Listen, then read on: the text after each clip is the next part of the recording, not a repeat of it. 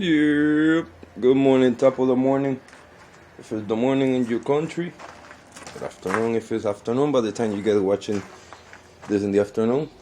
Good night if you are watching this in the nighttime. And we are back. I am the Mac Doctor. You already know this. This is second to none custom. We're working on the Mazda rx7 restoration. And I did a little work on the engine bay. If you remember, I said there was some mounting here because when I bought this rx7, the prior owner had this set up to put a LS from a Corvette in there. So I had an option to buy the LS Corvette motor. I didn't because that's not my style, that's not my lane. So I'm going back old school with it. To restore it, I had to remove the old mount that they built. A lot of iron, a lot of welding. So I took it off. This is the mounting for the original motor. It cleaned up pretty good. Over here, it did a little hole functionally on the frame. Not the frame, just the rail. So I'm gonna get some strong metal, cut it, replace it, because they got like these holes. So I'm gonna fix that up, if you see it. Fix it. Because I could have just bundled it and stuff like that like people do, but that's the cheap way. Even though this is my car, keeping and restoring it, so why not take the extra time? So I'm going to weld this back, reshape that hole so it look factory to match that. The same on this side, there was a little bit, and a little bit there. Other than that, it cleaned up pretty good. I got to clean this up there a little bit. The frame, everything is clean.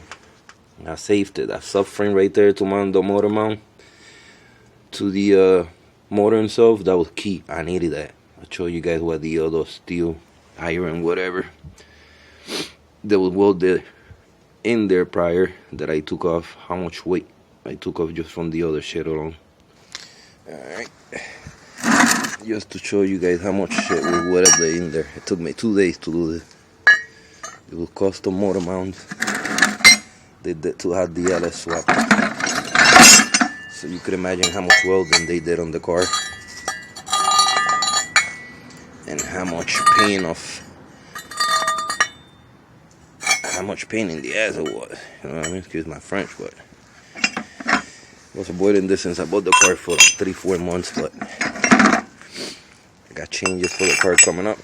And I need that engine bay done like tomorrow.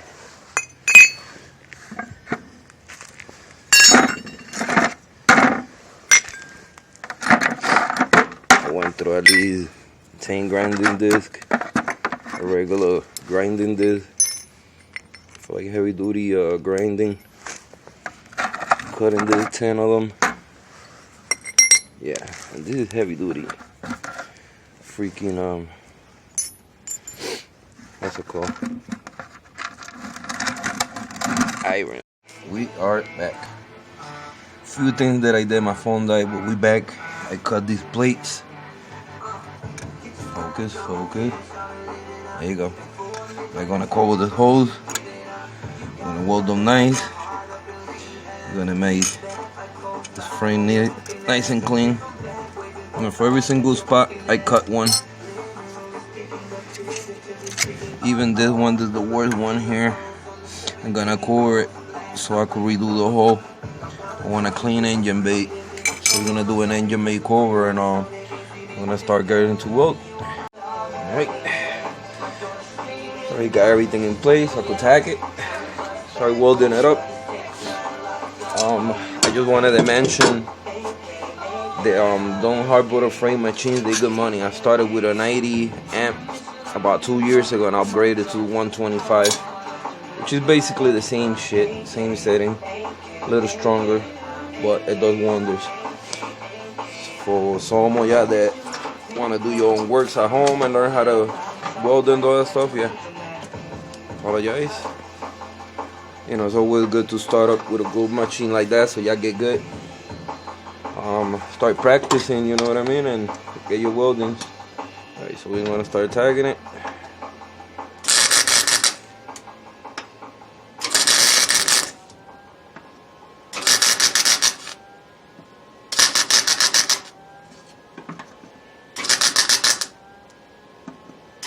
And by the way, the thickness on the metal is the same as the rail, 22 gauge. Like I said, most people, they would have just body glass it with bando, fiberglass, and just sand it. Even though it's my car, I want it nice and clean, bro.